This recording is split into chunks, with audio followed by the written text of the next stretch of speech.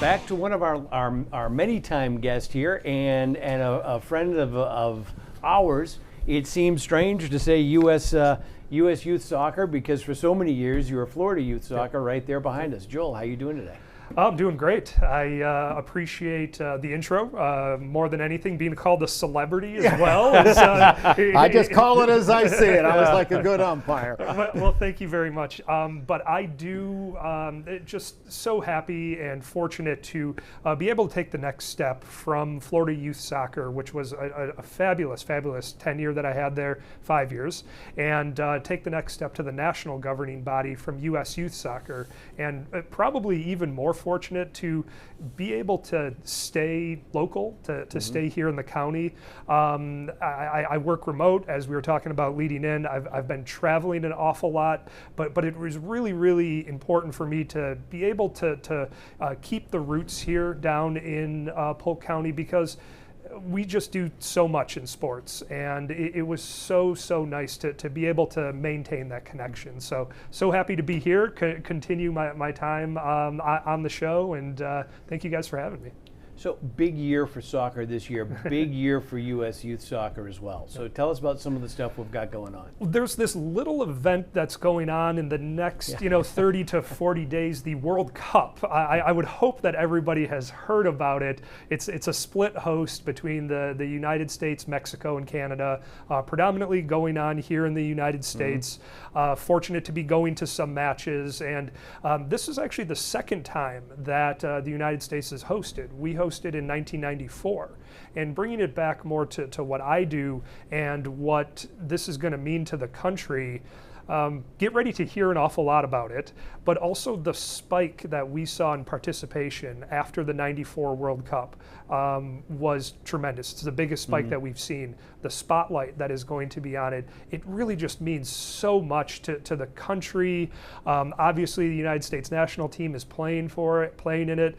This is the first year of an expanded field as well. So there are more countries ever coming to the United States, Mexico, and Canada that have ever participated in it. This is about to dominate the zeitgeist in the United States for, a good month and a half. It is really exciting, even for what I do, which is predominantly working in the youth space. Yeah.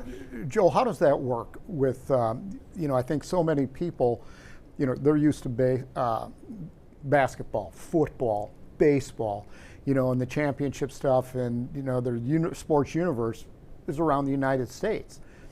This is the largest global event outside the Olympics, I would say, and it's spread across 3 countries.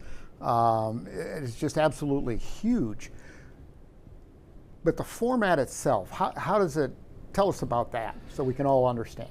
Well, to use some of the language that resonates with you guys, the estimated economic impact is going to be in the billions for this event. It is unlike anything that the Americas have ever seen before.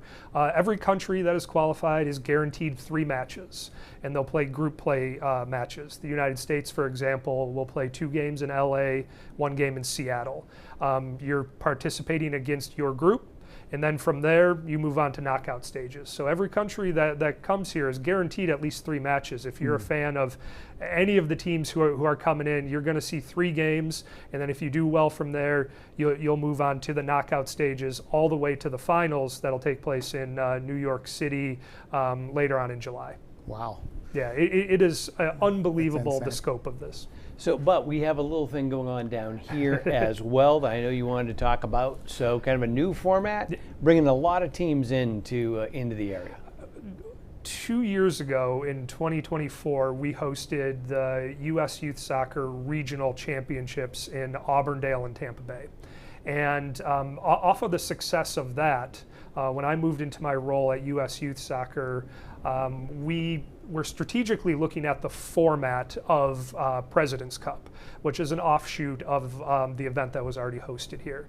And we had a goal in mind of trying to limit travel a bit. I feel, and US Youth Soccer feels as well, that some of the travel can be a bit excessive. Mm-hmm. We love teams coming to Polk County, right? But we were bringing teams from the entire South region. So now we've chopped it down, and there are 6 states who are going to be sending teams. But the event is only being hosted at Auburndale at Lake Myrtle Sportsplex. Absolutely some of the best youth soccer that you will see in the country will be going on June 18th through 22nd. Lake Myrtle Sports Park, 6 states, as I mentioned, from the south, a bit more regionalized than it was, so we're not bringing the Texas teams over, which I think is positive. They're going to play there, take it a little bit easier on mom and dad's wallet. But this is truly going to be every bit of the event that it was in 2024, and honestly, just as competitive and just as exciting. These are going to be families who haven't experienced Auburndale, Lakeland, all of the Polk County area. So we're really excited to bring it here, and just such a no-brainer with the staff that Mr. Jackson and you guys all have. You guys make it so easy on us to bring it here, and it just continues to be successful after successful regional and national events. Joe, I know that USYS Soccer is the largest youth sports organization in the country. And I brag all the time, and I actually ask people questions. What's the largest youth sports organization in the state of Florida?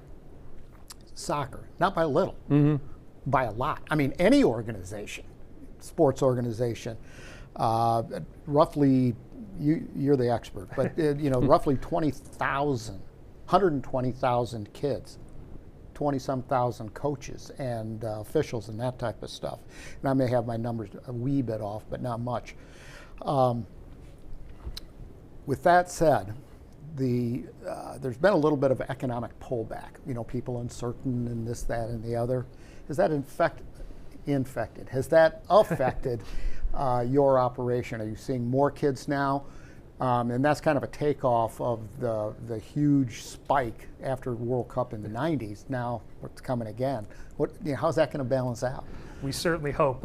Let me give some numbers. I love numbers. Don't get me wrong. USYS Soccer, my current role, we represent 2.7 million players across the entire country.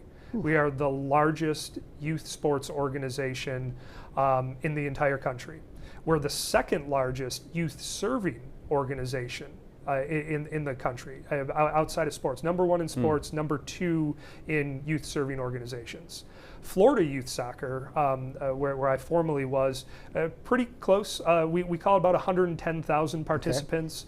Okay. There is another 20,000 adults. We like to talk about 120 to 130,000 individuals who are involved in it, and that's every corner of the state. And Florida Youth Soccer has brought their home here to Polk County, in Auburndale. It's just such a great place to be and a great place to host all of our matches. I think all the way back when you're probably involved, bringing it here was likely a no-brainer. And to see, even in my just short 5 years there, what has happened, the transformation from the park, Margaritaville, who I know we'll be talking about later here, it has been absolutely, absolutely wonderful. And then to talk about the increase we're hoping for, I'd hate to kind of jinx it and put any type of number on it, but it was in the hundreds of thousands of players increase that we saw after '94, and we're hoping that it's going to be similar to it after 2026. It is going to be, as I said, get ready. Get ready. We're excited about it, that's for sure. So, and I'm going to brag on you a little bit here. You have become an expert in all of youth sports on safeguarding. So just a couple of seconds on how important that is to the youth experience in today's day and age, social media. I like to say that as a youth serving organization that is in the sports space, we have no higher charge than ensuring the safety of our 2.7 million athletes out there. That is our first, second, and third priority. And yes, I have found myself to be some kind of expert in the participant safety, athlete safety, risk management, whatever term you want to use. A lot of people get hung up in, hey, it's a background check. It's so much more than background check. Abuse prevention. I sit on the ACL knee injury national coalition through the Aspen Institute and Project Play. We are really looking at a lot of data, whether it is, again, abuse prevention, heat illness, concussions is still very much at the top of everyone's mindset. So yeah, I find that to be very interesting. Again, when we're talking numbers, trying to aggregate all of that nationally is a challenge, obviously, but something that we all need to take very seriously. The health of our athletes needs to be our first priority, and I'm very just proud to represent that. Well, I know that the United States Olympic Committee has taken that seriously too. You know, go through the training and registration for Safe Sport, Yeah. which, you know, if you're involved in a sport as an adult official or other capacities, you have to be Safe Sport registered. I think that you guys have been ahead of the curve on this one for quite some time. So my hat's off to you, and you know, quite frankly, it is an honor to have you in here. I, you know, watched you you go from Kansas City to Florida to, you know, well, then you moved a little bit, but fact of the matter is, you've done a lot for the sport. We're looking for even bigger things to come, and I think World Cup is going to benefit all of us. Thank you. Thank you. What an absolute honor to be here, as always. Thank you guys so much. Oh, it's our pleasure.